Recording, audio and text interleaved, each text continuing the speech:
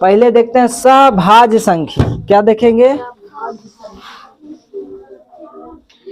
सभाज्य संख्या क्या? हाँ, नहीं, बेसिक थोड़ा सा उसका बता रहे हैं, उसी का होगा, लेकिन अभी वो बता नहीं रहे हैं। सभाज्य संख्या, ये सभाज्य संख्या होता क्या है? ठीक है, सभाज्य संख्या होता क्या है? तो देखो, पहला नंबर तो क्या है? अभाज्य संख्या। अभाज्य संख्या तो सबको पता हुआ, ऐसा संख्या जिसका गुणनखंड मात्र एक हो या स्वयं से भाग लगे, यही ना। जैसे में उदाहरण के लिए 2 हो गया, 3 हो गया, 7 हो गया, 5 हो गया, ये सब के सब क्या है? अभाज्य संख्या है कि नहीं है? अब देखो, सअभाज्य संख्या क्या होता है कि जैसे 8 और 9, 8 और 9, हमको पता है कि 8 अभाज्य संख्या नहीं है, ये भाज्य संख्या है। लेकिन यहाँ पे क्या है? सअभाज्य संख्या, मतलब इन दोनों का जो HCF लेंगे ना, इन दोनों के HCF तो कितना आना चाहिए? 1 आना चाहिए। उसी को हम क्या बोलते हैं? सअभाज्य संख्या। तो वैसा जितना उदाहरण लेना है ले लो जिसका HCF मात्र 1 हो, या तो सीधा समझो, या तो सीधा ये समझो कि जिसका लघुत्तम ना होता हो, जिसका एलसीएम ना होता हो, ठीक है, जो डायरेक्ट गुना होता हो। समझ में आया कि ना? जैसे इन दोनों का अगर भाग देंगे तो भाग क्या लगेगा? नहीं ना, पूरा तरीका से नहीं कटेगा, नहीं कटेगा। तो वैसे संख्या को हम क्या बोलते हैं? सअभाज्य संख्या। जैसे मान लो अगर हम दे देंगे यहाँ पे 7 दे दिए और यहाँ पे एक और दे दिए 13 दे दिए, 7 और 13, इस दोनों का गुणन HCF जो आएगा कितना आएगा? 1 आएगा। कितना आएगा? 1 आएगा। ठीक है, क्योंकि इसको तोड़ेंगे तो 7 गुना 1 आएगा, इसको भी तोड़ेंगे तो 13 गुना 1 आएगा। ठीक है, तो दोनों में क्या मिल रहा है? 1 मिल रहा है कि नहीं? तो सअभाज्य संख्या उसको बोलते हैं वैसा जोड़ा जिसका HCF मात्र 1 आता हो। ये अभी क्यों बता रहे हैं? क्योंकि ये तुमको कल सिद्ध करने में ज्यादा समझ में आएगा। जैसे मान लो बोलेंगे A और B, इसका सअभाज्य संख्या 1 है। कितना है? 1 है।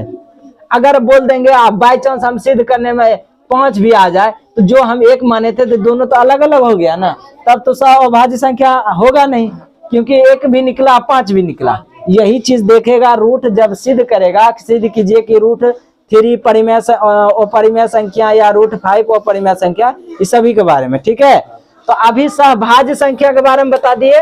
तो सहभाज्य संख्या क्या होता है कि वैसा दो संख्या जिसका HCF 1 हो, जिसका HCF 1 हो, या तो बोल सकते हैं उभयनिष्ठ गुणनखंड। उभयनिष्ठ गुणनखंड कहने का मतलब जो दोनों में मिले, उभयनिष्ठ का मतलब कॉमन हुआ। जैसे कि 8 को अगर हम तोड़ेंगे, यहाँ पे देख लो, कोई उदाहरण लो।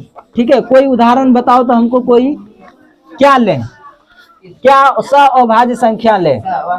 हाँ, जैसे कि हम लेते हैं 12 और ले लेते हैं 13 ले लिए। ठीक है, 12 और 13। अब यहाँ पे देखो, अगर इसको हम गुणनखंड करते हैं तो क्या निकलता है? 2 गुना 2 गुना 3 गुना 1। और 13 को गुणनखंड करते हैं तो क्या निकलता है? 13 गुना 1। तो उभयनिष्ठ गुणनखंड, उभयनिष्ठ का मतलब जो दोनों में मिलता हो, तो क्या मिल रहा है दोनों में? 1। HCF कितना हो जाएगा? 1। तो ऐसे से तब ये देखो HCF 1 निकला, तो ये क्या कहलाएंगे? सअभाज्य संख्या। सअभाज्य संख्या। अब समझते हैं परमेय को। ठीक है, ये सअभाज्य संख्या समझ में आ गया ना? तो इसका परिभाषा भी लिखा दें, लिखो यहाँ। तो वैसी संख्या, वैसी संख्याएं, वैसी युग्म संख्या, युग्म संख्या जिसका उभयनिष्ठ,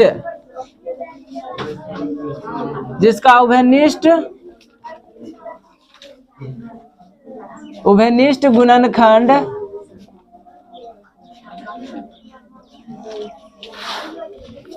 या उभयनिष्ठ गुणनखंड या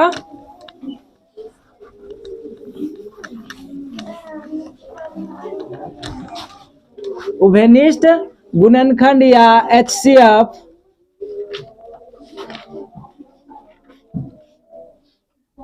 एक हो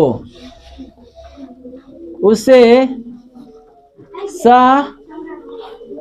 अभाज्य संख्या कहते हैं। ठीक है, जैसे में क्या हो जाएगा 8 9, ठीक है, 6 7, उसके बाद 5 4, इस सब का HCF कितना आ रहा है? 1 आ रहा है। जैसे बोलेंगे 7 13